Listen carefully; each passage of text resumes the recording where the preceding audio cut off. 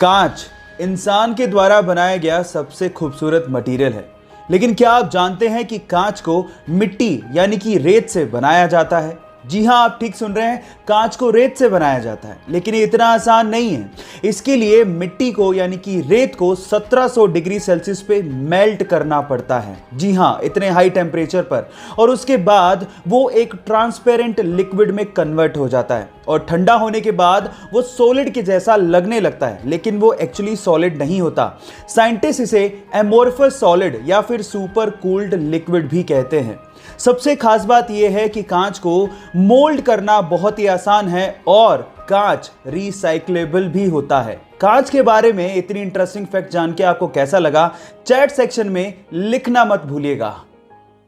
Guys, अगर मैं आपसे सवाल पूछूं कि आपके शरीर के लिए कौन सी हैबिट सबसे ज्यादा स्वास्थ्यवर्धक है, तो आप लोग क्या जवाब देंगे?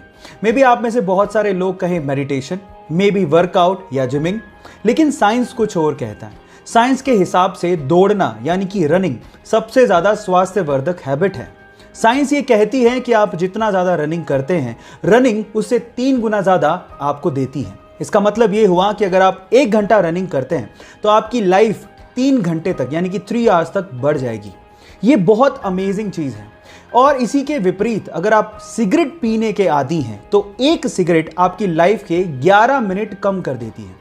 अब वो आप पे डिपेंड करता है कि आप लाइफ में ज्यादा जीना चाहते हैं या कम। ये चॉइस आपका है। आपको ये फैक्ट जान के कैसा लगा, चैट सेक्शन में लिखना मत भूलिएगा। गाइस, अगर आप रेड कलर कोक के केन को पानी में डालेंगे तो आप देखेंगे कि वो डूब जाएगा, लेकिन अगर आप डाइट कोक के केन को पानी में डालेंगे तो वो फ्लोट करने लगेगा। सवाल ये कि ऐसा क्यों होता है? आप में से कई लोग शायद ये कहेंगे कि ये मटेरियल की वजह से होता है जो कि कोक के केन को बनाने में यूज हो रहा है, लेकिन गलत। एक्चुअली ये हो रहा है डिफरेंट टाइप की शुगर को यूज करने की वजह से। आपको मैं आपकी जानकारी के लिए बता दूं कि रेगुलर कोक में रेगुलर शुगर यूज की जाती है, जबकि डाइट कोक में एक आर्टिफिशियल स्वीटनर एस्पर्टेम को यूज किया जाता है जो कि शुगर से काफी गुना ज्यादा मीठा होता है, जिसकी वजह से उसकी बहुत ही कम क्वांटिटी से काम चल जाता है। और इसी एस्पर्टेम की वजह से, क्योंकि उसकी क्वांटिटी बहुत कम यूज हुई है, डाइट कोक पानी के मुकाबले बहुत ही कम डेंस होता है और फ्लोट करने लगता है।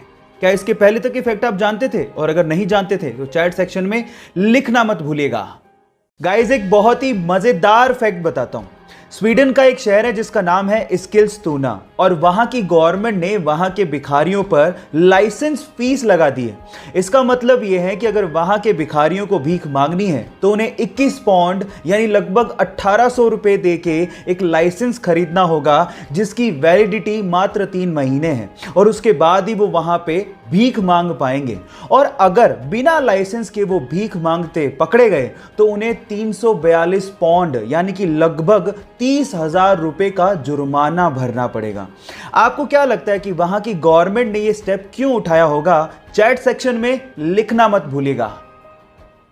एक बार भगवान बुद्ध से किसी ने सवाल पूछा कि मैं आपको पसंद करता हूं और मैं आपको प्यार करता हूं, इन दोनों में क्या फर्क है?